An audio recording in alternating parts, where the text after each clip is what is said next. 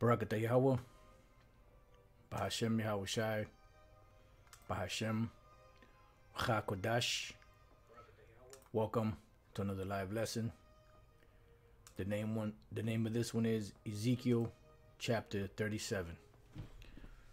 This is chapter I was thinking about earlier this morning, and I just went through it, put a couple of precepts together, and Lord's will, it'll be an edifying lesson. Ezekiel 37 chapter is a very important chapter in the ministry because it speaks about, the low state, the dead state that we've been in for a long period of time. It also speaks about how the Lord, would raise us up out of that position, and it shows the different stages of waking up in this truth. Because there are different stages. There are those that are woken up but not fully. There are those that are partially woken up, those that are halfway woken up, and those that are fully woken up. And the ones that are fully woken up are the elect according to the scriptures. So what we're going to do is we're going to go right to the book of Ezekiel, the 37th chapter. We're going to start off there and take it from there. Ezekiel 37 and 1. Excuse me. It says, the hand of the Lord, Yahweh, Bahashem Yahweh Shai, was upon me, and carried me out in the spirit of the Lord, and set me down in the midst of the valley, which was full of bones. Now, offhand, you would think that it's just talking about an actual valley, and there was a whole bunch of bones there, and that was the vision. But the pretty much this goes a lot deeper than that, Now, when you understand the geography, or layout of different mountains and hills and peaks, forests and deserts and valley, that valley is a low land, a low ground, usually between two mountains, or two hills. That indentation in between, that's the valley. So that low valley is a representation of America. And why is that? Because America is low in morals and values. They present themselves as having high standards, but they really don't. Because the highest standard that you can get is to trust in Yahweh Bashem Yahweh Shai. And here they say that in God they trust and all of that, but they don't, because when you look at the actions and the laws and legislations and different things that they do, you could clearly see that they don't worship the Most High. And everything about this place is a gradual degeneration of people's morals, health-wise. I mean, just everything, etiquette, everything in general, starts to demoralize from this place, America, because this is Babylon the Great, and this is that harlot that sits upon the scarlet-colored beast, And one of the scriptures we usually go to prove that this is a valley is the book of Psalms, the 23rd chapter. And we're just going to go straight to the point. And that would be in the 4th verse. It says, yea, though I walk through the valley of the shadow of death. The valley of the shadow of death is a place where death is lurking everywhere. And this happens to be one of the curses that the Lord put upon us as a nation. And this is why you have drive-by shootings. This is why you have, so-called innocent bystanders. This is why you have, so-called stray bullets, going into people's houses, killing babies, killing, just killing different individuals, And this is why you see death lurking at every corner, because this is a part of the curses that would fall upon us in these last days, especially in these last days. This happened in many different captivities, but especially here in America. This is Deuteronomy 28 and 64. I'm sorry, I'm going to go to the 65th verse just to get to the point. And among those nations shalt thou find no ease, neither shall the sole of thy foot have rest, but the Lord shall give thee there a trembling heart and failing of eyes and sorrow of mind. And you see that, you know, because you never know if you're going to get up the next day. You never know if you're going to make it through the day. You don't know if the cops are going to come harass you. You know, just a whole plethora of things that happen. It says, and thy life shall hang in doubt before thee, and thou shalt fear day and night, and shall have none assurance of thy life. You know, it's not guaranteed. That's why, you know, we say Lord's will do this or do that. It says in the morning, meaning when you wake up, thou shalt say with the Most High were even. So in the morning when we get up, we say Lord's will, we make it to the evening. And at even thou shalt say with the Most High were morning. So in the evening time when we get home, you know, we pray to the Lord, you know, Lord's will, we make it to the morning.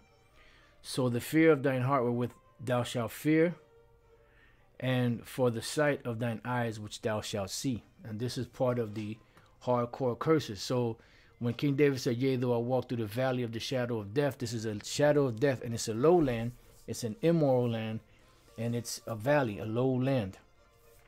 It says, I will fear no evil, for thou art with me, thy rod and thy staff, they comfort me, which is this truth, right? So going back to Ezekiel, right, the bones part represents the nation of Israel, which we're going to get to that.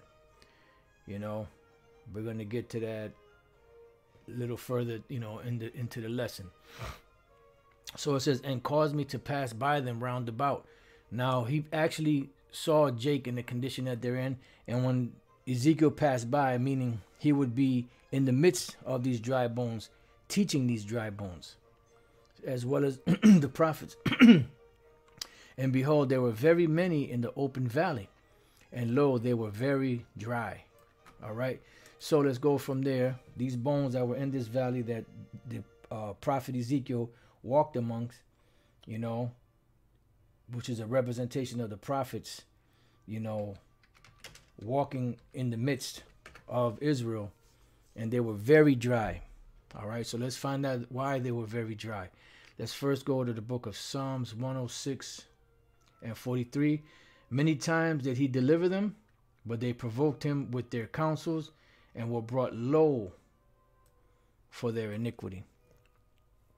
And when you're brought low, it comes to a point where the Lord brought us so low that we forgot who we were.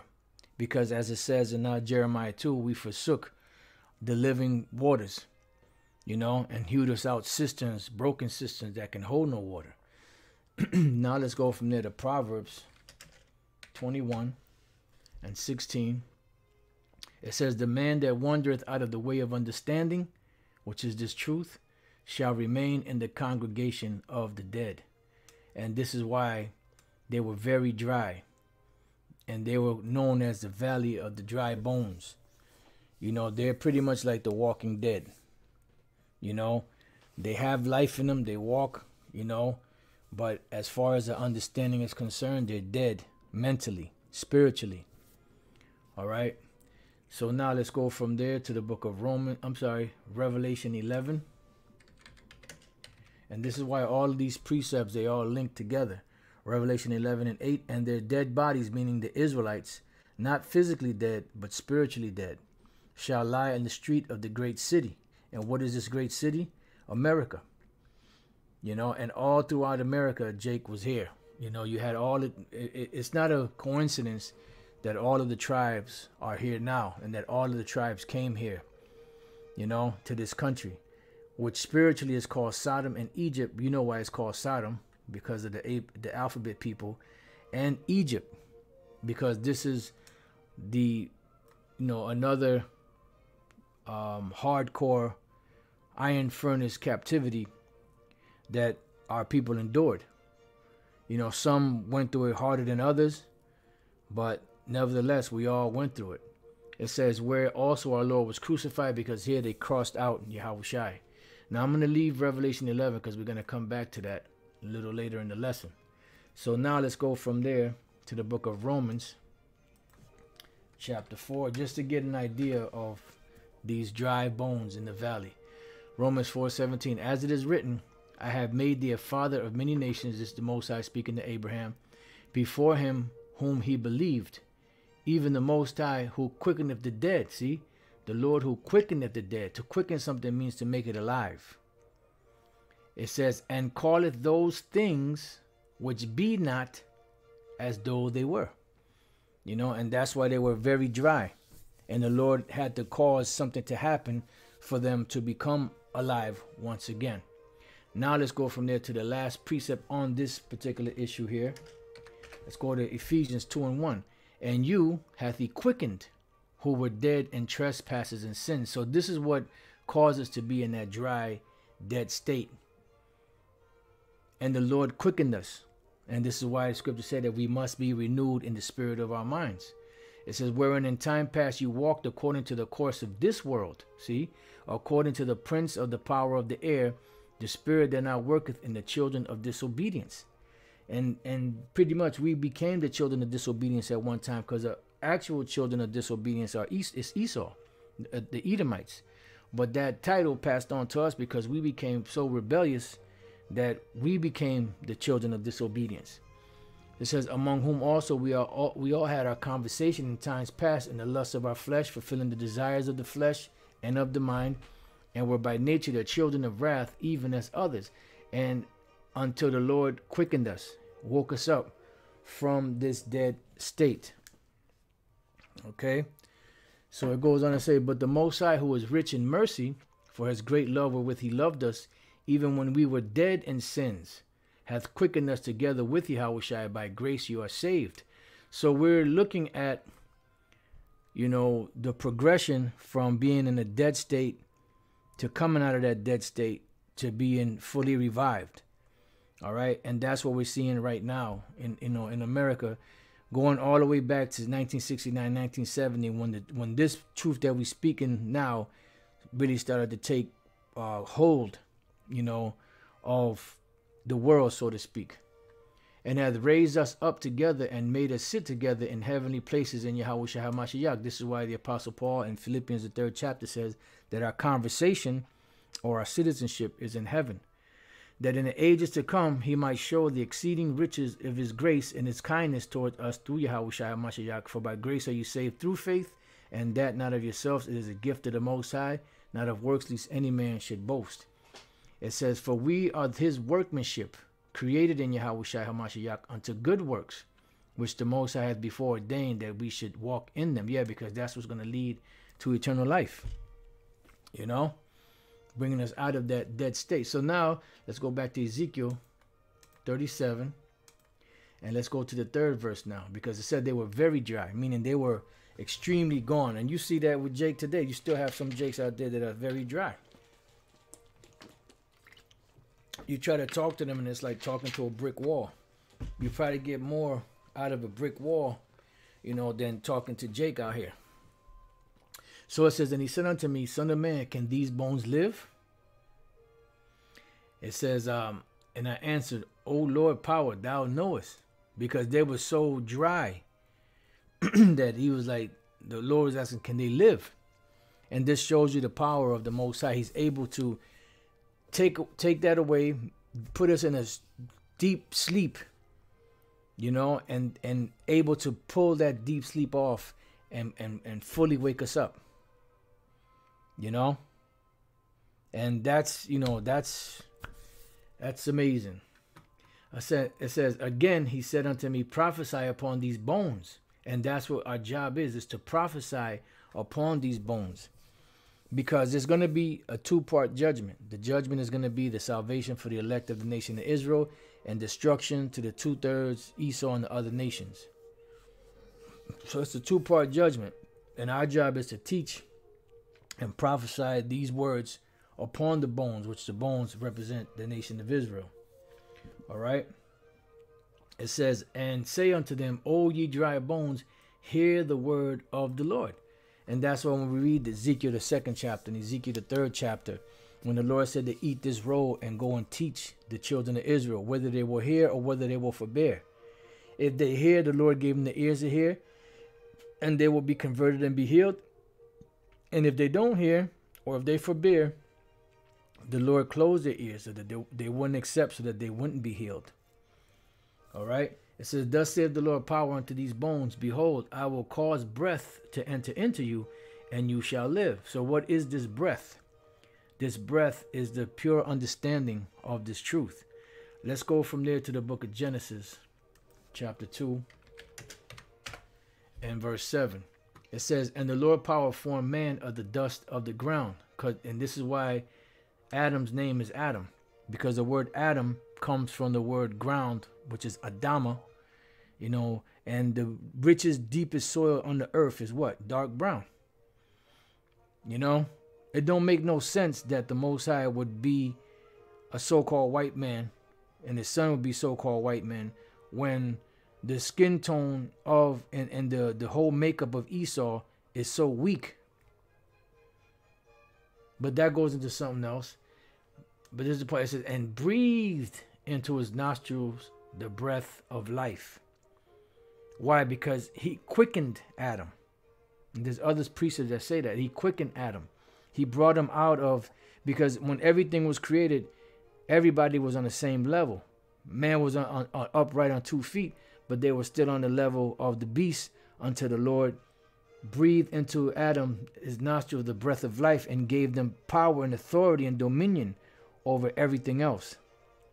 It says, and man became a living soul. Why? Because he was no longer in that dead state. So you got to look at Jake out here in the world, these dry bones, as nothing more than beasts that have no understanding, until the Lord opens up that understanding to them to be able to see. And that is what separates, you know, the elect from the non-elect of the nation of Israel. So let's go from there. Let's go to the book of Sirach. Let's go to Sirach, or Ecclesiasticus, chapter 17. We're going to jump around a little bit. I'm going to read the first verse. It said, the Lord created man of the earth and turned him into it again. Right? Verse 5. They received the use of the 5 operations of the Lord. You know, you could see, smell, taste, touch, hear. Right? And in the 6th place, he imparted to them understanding, which is where? In the mind. And that's what made Adam a living soul. The understanding of the mind.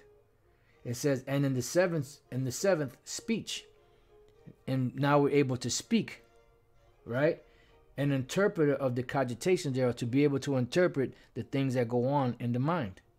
It says, counsel in the tongue and eyes, ears and a heart gave he them to understand. So that's how Adam became a living soul. And this is how the dry bones in the valley will get breath into them to be able to wake up out of that dead state. Withal, he filled them with the knowledge of understanding and showed them good and evil.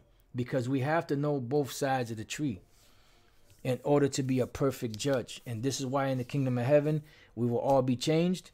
Our minds will be changed. The law, statutes, and commandments will be put into our minds. And we already have the knowledge of evil, because this is what we were brought up in this evil world. And there's not a better teacher of evil than America.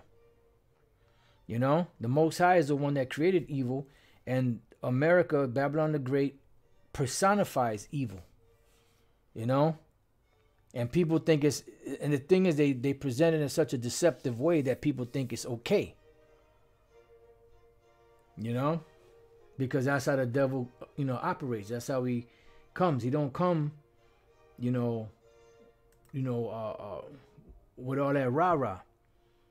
You know? He comes deceptive. He comes subtle. Like that serpent in the garden. So going back to Ezekiel 37, now we're going to go to the 6th verse. And I will lay sinews upon you. Now, what is sinews? Sinews are ligaments, a different, as they call it, fibrous substance that holds bones together. You know, the tendons and all that, everything that holds the bones and everything together.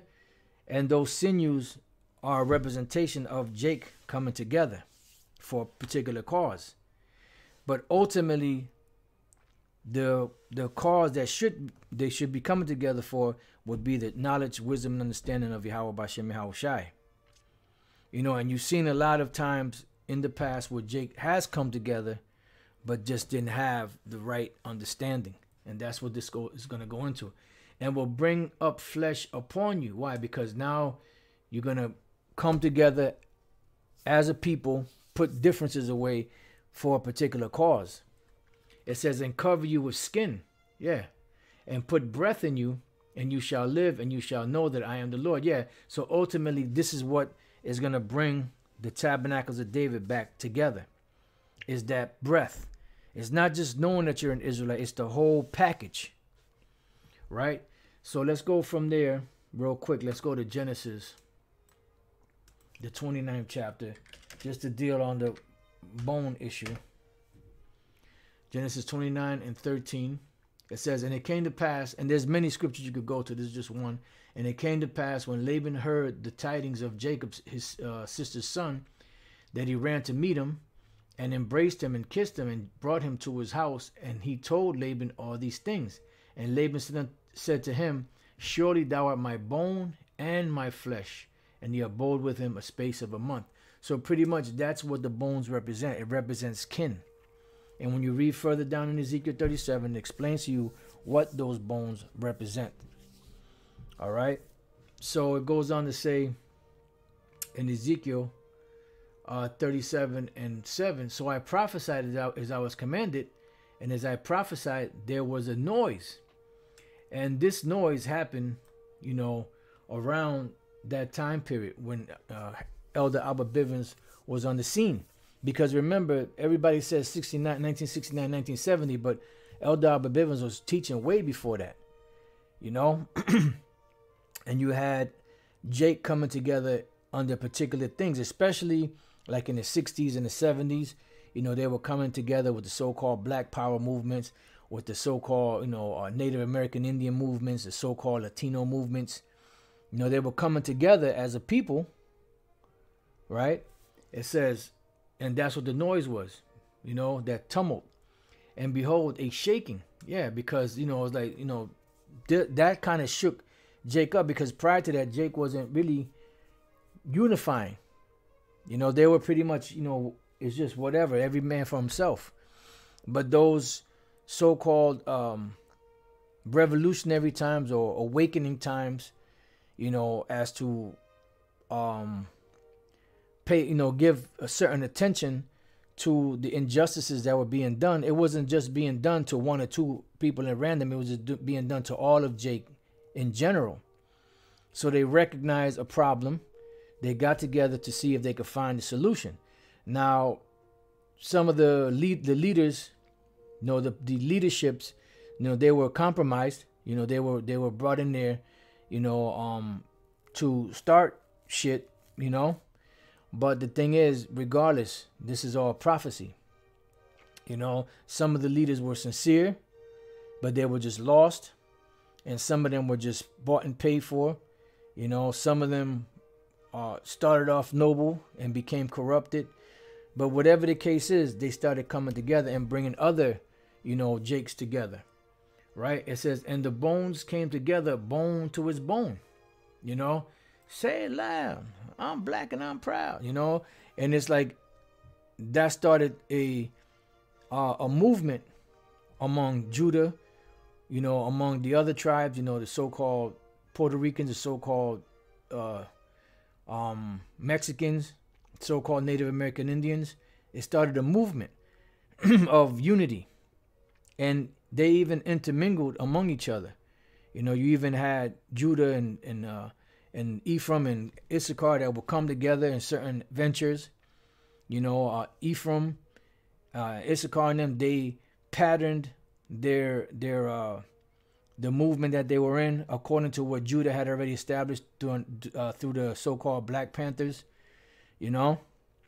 So there was a unity, right? But it says, and when I beheld, the sinews and the flesh came up upon them. Yeah. So they started to awaken. They started to stand up for themselves. They started to find some type of identity or identifying the same problems with each other. It says, and the skin covered them above, but there was no breath in them because they were looking to try to better their situation by rising from within, so-called coming together, trying to pool their money together, trying to, certain ones of them were trying to run for Congress or whatever the case is, trying to get in there to change, things from within, but not understanding that the reason why this was happening was because of the curses that we suffer. And this is what most Jakes don't understand. They don't understand about the curses. They don't understand that why is it every time I try to do something positive, I always get knocked down, because the Most High is doing that. When we read the book of Haggai, I believe it's the first chapter, the Lord said you're gonna make money, but you're gonna put it into a bag with holes because I'm gonna blow upon it. And that's what happens. So for a long time, Jake wasn't really getting anywhere. And they did not understand or recognize that the reason why is because they're Israelites and because they were under curses. So that's why I said that there was no breath in them. They had for some of them that was sincere, they had a noble idea, but, they still were lost. It says, then said he unto me, prophesy unto the wind, prophesy, son of man, and say to the wind, thus saith the Lord, O power, come from the four winds, O breath, and breathe upon these slain, that they may live. And that's exactly what happened. And then the Lord magnified it and sped it up when it came down time for the so-called internet to be created. But prior to that, it was all the street ministry, word of mouth. People were waking up, and it's no coincidence that it started in Harlem, because Harlem in New York is, spiritually Jerusalem. So let's get a couple of precepts on that. Let's go to the book of Romans, chapter 10 and verse 18. It says, but I say, have they not heard? Yes, verily, their sound went into all the earth, and their words unto the ends of the world. Because the words, this spirit, is what's doing the quickening. Matter of fact, let's get that real quick. Let's go to St. John chapter 6, verse 63. And it says, it is the spirit that quickeneth. So if you can read the words in this book, you can know and quote them, but if you don't have the spirit, you will not be quickened. And this is why these plantation Christians out here, they have a zeal of the Most High, but not according to knowledge. They don't have the proper breath in them. It is the spirit that quickeneth, the flesh profiteth nothing. The words that I speak unto you, they are spirit, and what? They are life. And this is the life-giving force, is the truth, the true knowledge, wisdom, and understanding of the Bible. That's why the Lord said, I will give you passages which will feed you with knowledge and understanding. All right, now let's go from there to the book of Ezekiel 34. And 11. The restoration of Israel, right? For thus saith the Lord power, behold, I, even I, will both search my sheep and seek them out. How is the Lord searching his sheep and seeking them out? By the words in this book, because this is the quickening. This is what's going to get Jake out of that dry bone situation. As a shepherd seeketh out his flock in the day that he is among his sheep that are scattered, so will I seek out my sheep and will deliver them out of all places where they have been scattered in the cloudy and dark day. Because the Lord is allowing his prophets to come out here, allowing his words to be broadcasted to seal the elect, so that once the elect is sealed, what does it say in Revelation 7? Then the destruction can come.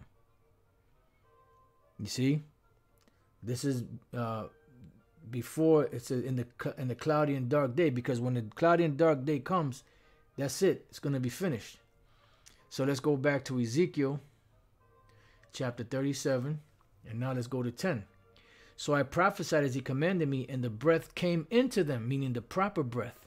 So no longer were they calling themselves Black Panthers, Blackstone Rangers, the Brown Berets, the Young Lords, and all those different names that the AIM, in the American Indian, movement. None of that. They were coming together as Judah, Benjamin, Levi, Simeon, Ephraim, Gad, Manasseh, Reuben, Naphtali, Asher, Issachar, whatever tribe they're from. And the first ones that woke up were the tribe of Judah. Why is that? Because the Lord said he would save the tents of Judah first. And this is why Yahushua came to who first? To Judah. Then the rest of the tribes. And then Judah comprises of Judah, Benjamin, and Levi. And then the rest of the tribes, which is the northern kingdom, didn't come till later. Because the Lord was going to establish his primary, or his the head of the nation of Israel as far as tribe is concerned first. So that the rest of the tribes could magnify themselves against, Judah. So it says, and they lived and stood up upon their feet, an exceeding great army. So this is a certain portion of these bones that received the true breath, and they stood upon their feet. And that's why Esau is nervous now. That's why I wanted to leave Ezekiel, Revelation 11. I'm going to read the 9th verse. And they of the people and kindred and tongues and nations shall see their dead bodies 3 days and a half, which is 350 years, and shall not suffer the dead bodies to be put in graves, because they didn't give them rest. They didn't give them that breath. But Yahweh Bashem Yahushai did. Right? Now I'm going to just jump to the 11th verse. And after 3 days and a half, and this is when it happened, to the day. Because when you go back, Judah, Benjamin, and Levi, southern kingdom, was already being brought over here prior to 1619, 1620, or as early as I think it's the 1500s. They were already being shipped around. But 1619 is when the bulk of the 1619, 1620, that's when the bulk of the slaves were brought over here. And after this time period, that 350 years from the point that they got here to 1969, 1970, that's when this truth really started to flourish. It says, and after 3 days and a half, the spirit of life from the Most High entered into them. That was that breath, the quickening. Because prior to that, Jake was in a dead state, in a dry bone state. And they stood upon their feet, and great fear fell upon them which saw them. Why? Because they see them taking their stand, and they're like, damn, how did they wake up? Now, there's something that High Priest Ariat, told us back then. I heard it indirectly. I'm not sure if I heard it on a cassette. I believe I heard it on a cassette. That he said that they were out there teaching on the island. I believe it was the island. On, I believe that was 44th, if I'm not mistaken. And this one limousine pulled up. I'm not sure if it was, I believe it was just one Edomite. It could have been two, but I believe it was one Edomite. Got out, read the sign, and he asked them, how in the hell did you guys find this out? We paid millions of dollars to keep this thing covered up. How did you find out about this? And it's the Lord. The same way with the 12 tribe sign. And that's a big issue, a big controversy. But yet, all the people that have a problem with it, nobody has a 12 tribe sign. It's amazing to me, man. Shit. All right. Now let's go back to Ezekiel 37 and 11. The vision explained. It says, then he said unto me, son of man, these bones are the whole house of Israel. Why? Because the Lord is bringing back, he's building up the tabernacles of David, which are fallen. All right. Now let's go on. It says, behold, they say our bones are dried and our hope is lost. We are cut off for our parts. And that's why we became dry. Very, very dry. It says, therefore prophesy and say unto them, because the prophecy is important, because prophecy is the spirit of life that's being taught out there. And once that spirit of life, which is the seed, which is the word of the Most High, enters into the mind, the good ground of the elect, it takes root, it seals, and it delivers. And that's why it's so important to prophesy and be out there in the streets with that 12 tribe sign. Thus saith the Lord power, behold, O my people, I will open your graves. Why? Because the other nations didn't open the graves. We just read about that in Revelation 11. It was easy for them to say, y'all the Israelites, but they weren't going to do that. Because remember, during the time of the Renaissance period, what was there? From the moment Esau took hold on a planet, which was called the Renaissance period or the rebirth, the very first thing they did was what? To deceive the whole world. It says, and cause you to come up out of your graves and bring you into the land of Israel, because this is eventually where we're going to go, to the land of Israel, where we truly belong.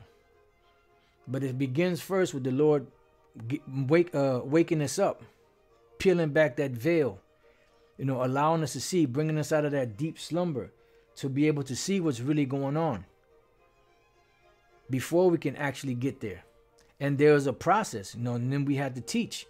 That's why the Apostle Paul told Timothy, look, when you teach this word, make sure you teach it to those that will be able to teach others also. And you shall know that I am the Lord when I have opened your graves, O my people, and brought you up out of your graves, and shall put my spirit in you, and you shall live. See? Because you've had the word, the Bible has been out there for ages. How come it wasn't until 1969, 1970, through Elder Abba Bivens and the other men that he taught, that this word was being pushed out and the true awakening happened? Because this was the spirit of the Lord.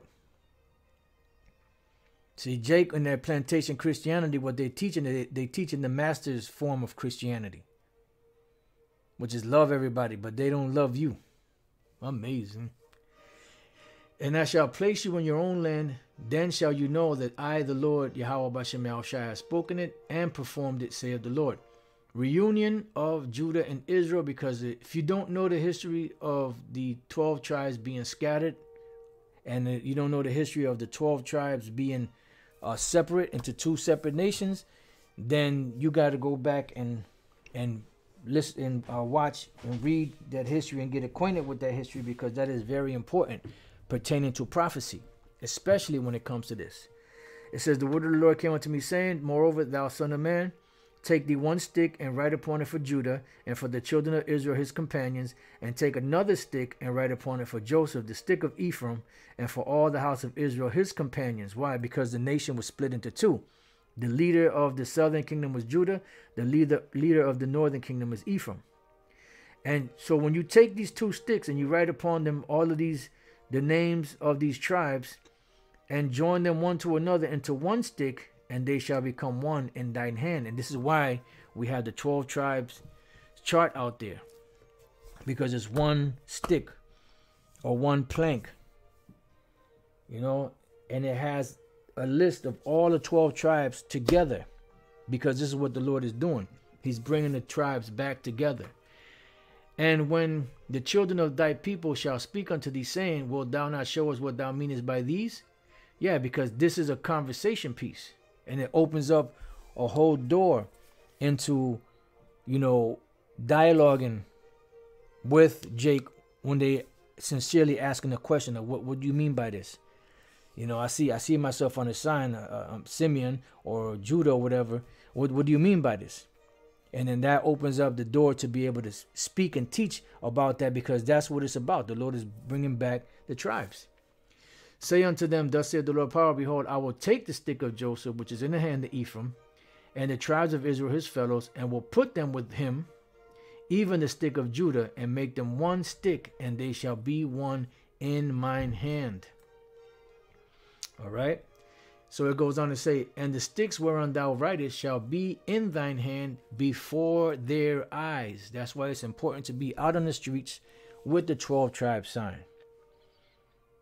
It's good to do these lessons, on camera or whatever the case is, but the main ministry of this truth is out there on the streets, street ministry. That's the main ministry, because that 12 tribe sign has to be there in front of them for them to see it. And it never fails. You always have Jake that'll stop and look at the sign. Some of them might just look at it and keep going. Some of them might look at it and inquire and then leave. And some of them might they might just stay. That might just be the hook that gets them. Inside joke. It says, and say unto them, thus saith the Lord power, behold, I will take the children of Israel from among the heathen, and this is what's happening through the word, which I actually forgot to go to that one in Baruch, the 4th chapter. You could go to Baruch 4 and Baruch 5, where it speaks about the Lord gathering Israel by the word, whither they be gone, and will gather them on every side and bring them into their own land. And this is what the ministry is about. Salvation, so that we can get back to our own land. And I will make them one nation in the land upon the mountains of Israel. Why? Because we're split into two. And one king shall be king to them all. That's King David. Yahweh Bashem Yahushai is ultimately going to be over everybody. But on the earth, you're going to have King David. He will physically be here ruling over Israel. And they shall be no more two nations. Why? Because we were split into two. Neither shall they be divided into two kingdoms anymore at all. Because this is cemented. So when we go out there and bring out the sign and break it down through the spirit and power of Yahweh Bashem Yahushai, and you have those that say, well, no, the Latin tribes ain't Israelites, the Native American Indian tribes ain't Israelites. They're separating. The Lord said there will no more be two kingdoms anymore, two nations anymore. Yahushua said, he that gathereth not with me scattereth abroad. It says, neither shall they defile themselves anymore with their idols, nor with their detestable things, because this is what brought us down to that dead state, to that valley of the dry bone state.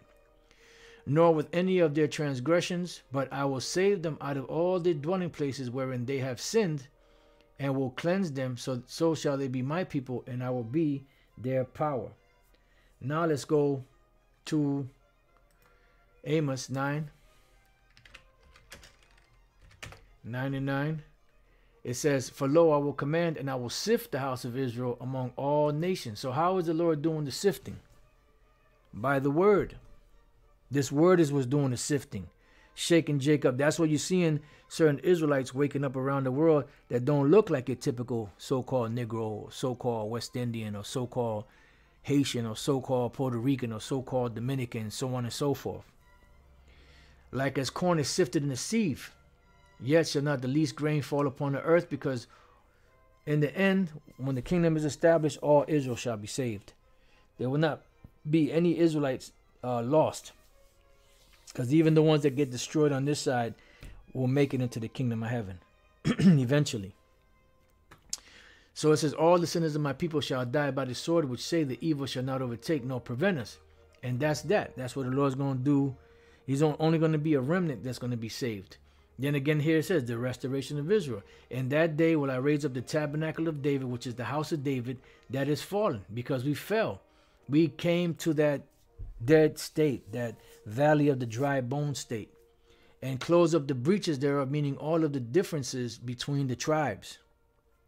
It says, and will raise up his ruins, and will build it as in the days of old, when the whole nation was together as one. The only difference is now, before the kingdom of heaven, all the tribes will come together, but only the elect from the tribes will come together. Remember, Revelation 7, 12,000 out of the tribe of Judah, 12,000 out of the tribe of Benjamin, so on and so forth. So those are the only ones that's going to be saved, are the elect of the 12 tribes, and the multitude, which speaks about the nations and all that. That's talking about Israelites scattered, because they're being gathered by what? By the word. And I will raise up his ruins, and will build it as in the days of old. So back to Ezekiel 37 and 24, the Davidic kingdom. And David my servant shall be king over them, and they shall have one shepherd, because King David will be on the earth physically, to govern over Israel underneath Yahushai. Because remember, there are set thrones. There are going to be many thrones in the kingdom of heaven of the men. They shall also walk in my judgments and observe my statutes and do them. Why? Because they're going to be written into our inward parts, because we're going to be changed. And they shall dwell in the land that I gave unto Jacob my servant. Yeah, because finally, once that land is destroyed and renewed, then the Lord is going to, we're going to be able to be in that land and run it righteously, because it's holy to the Lord. But right now it's defiled, and it's been defiled for a long time. But the Lord is going to clean it up. He's going to clean us up. He's going to set us straight, And we're going to be all right. Everything going to be all right this morning. It says, wherein your fathers have dwelt, and they shall dwell therein, even they and their children and their children's children forever, because never again will we be taken out of that land. The scriptures say that how does it go? 2 Samuel, let me get that real quick.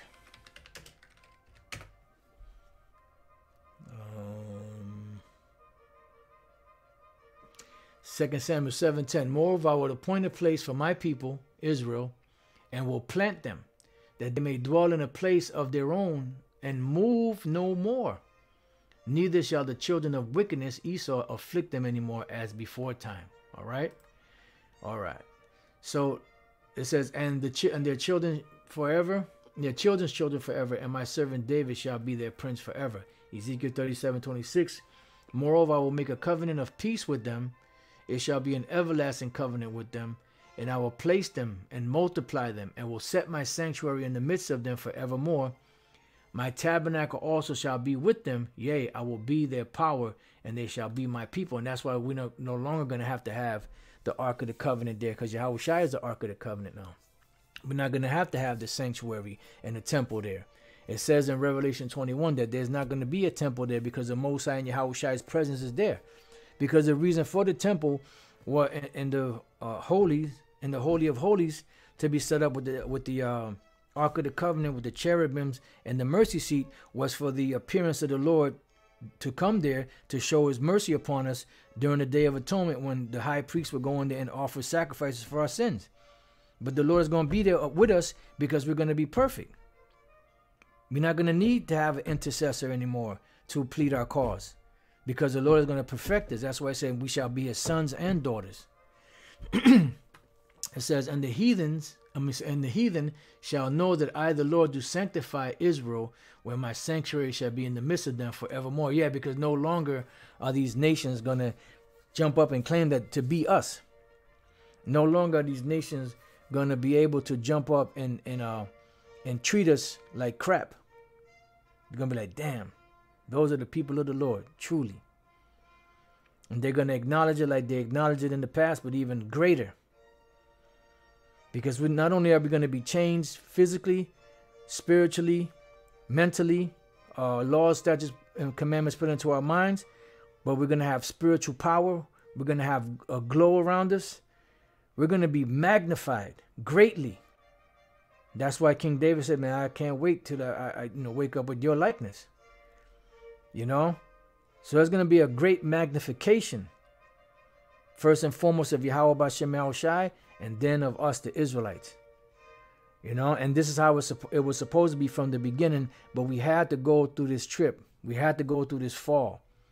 And we had to be cleaned up, revamped, refurbished, and set back, on the path of righteousness, which we're on right now. All right, so that's been Ezekiel chapter 37. I pray that, this has been edifying, you brothers and your few sisters. And to the next time I say, Shalom.